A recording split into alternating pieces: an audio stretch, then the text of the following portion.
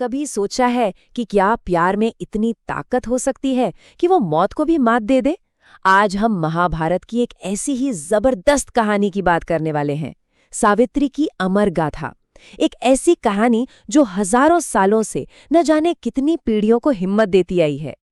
तो सवाल ये है कि क्या मृत्यु के देवता को अपनी बातों से, अपनी चतुराई से हराया जा सकता है?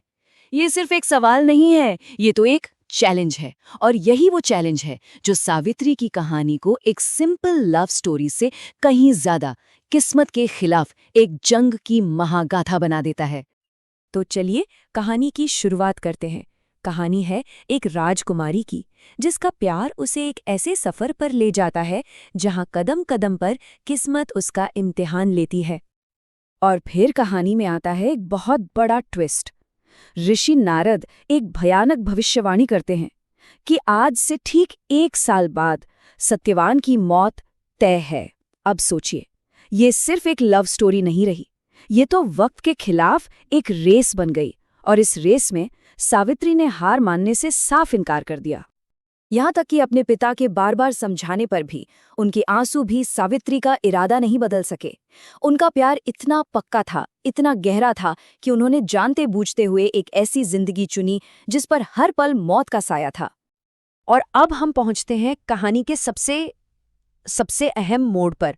वो पल जब सावित्री का सामना होता है खुद मृत्यु के देवता यमराज से। तो जिस दिन का डर था, उसके आने से 3 दिन पहले सावित्री ने एक कठिन व्रत शुरू किया। वो दिन रात खड़ी रहीं। ये सिर्फ कोई उपवास नहीं था, ये एक तरह से एक योद्धा की तैयारी थी। सावित्री खुद को, अपने मन को उस जंग के लिए तैयार कर रही थीं जो हथियारों से नहीं बल्कि दिमाग और श्रद्धा से लड़ी जानी थी। अब यहाँ सावित्री की समझदारी देखिए, कमाल की है। वो यम के पीछे पीछे चलती हैं और धर्म और कर्तव्य पर ऐसी बातें करती हैं कि यम भी उनसे इम्प्रेस हो जाते हैं। और फिर वो एक एक करके वरदान मांगना शुरू करती हैं। पहला, अपने अंधे ससुर के लिए आंखों की रोशनी और उनका खोया हुआ राजपाट। दूसरा, अपने पिता के लिए 100 बेटे। और फिर तीसरा, अपने और सत्यवान के लिए 100 बेटे। अब ये एक ऐसा वरदान था जो सत्यवान के जिंदा हुए बिना पूरा हो ही नहीं सकता था। मतलब क्या जबरदस्त लॉजिकल ट्रैप था। बस इसी पॉइंट पर आकर खुद मौत के देवता को हार माननी पड़ी। यमराज सावित्री की बुद्धिमानी और उनके अटूट प्यार के आगे झुक गए और उन्होंने सत्यवान के प्राण वापस कर दिए।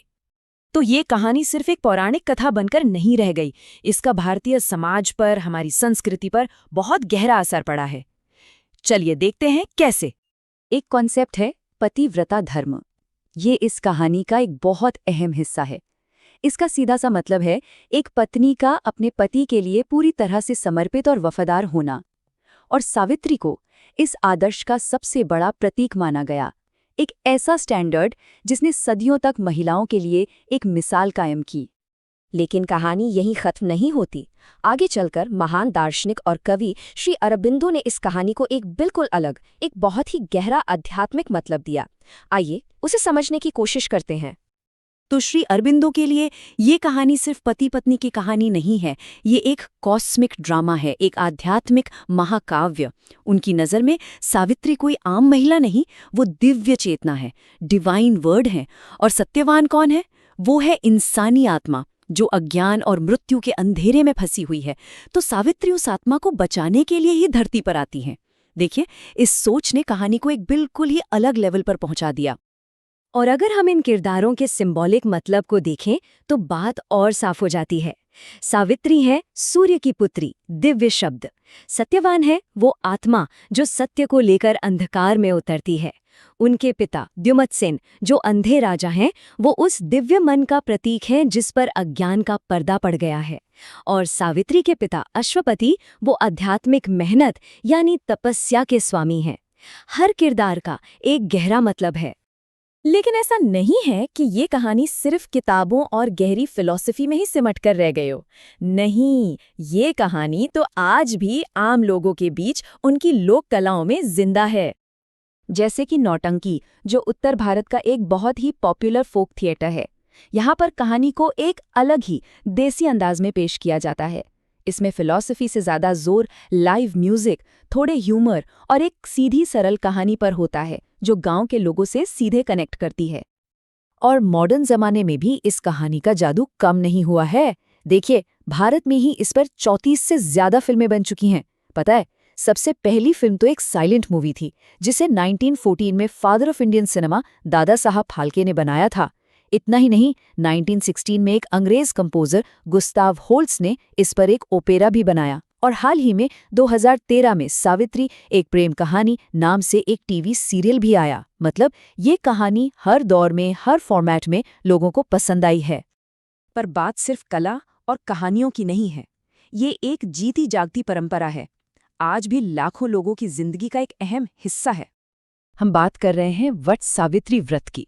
हर साल इस त्योहार पर यह हजारों साल पुरानी कहानी जैसे फिर से जिंदा हो जाती है। लाखों शादीशुदा औरतें सावित्री की ही तरह अपने पति की लंबी जिंदगी के लिए व्रत रखती हैं और बरगद के पेड़ के चारों ओर धागा बांधकर प्रार्थना करती हैं। और ये जो बरगद का पेड़ है ना, इसका भी एक खास मतलब है। माना जाता है कि इसी पेड़ के नीचे सावित्री ने यमराज को हराकर अपने पति को वापस पाया था। तो एक तरह से ये त्योहार उस जीत का, उस प्यार का एक जीता जागता सेलिब्रेशन है। तो आखिर में सवाल ये उठता है कि सावित्री की कहानी असल में है किस बारे में?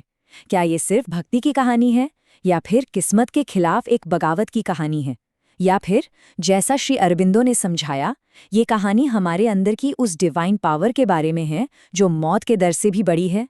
शायद इस कहानी की असली खूबसूरती यही है कि इसका कोई एक जवाब नहीं है। हर पीढ़ी, हर इंसान इसमें अपने लिए एक नया मतलब ढूंढता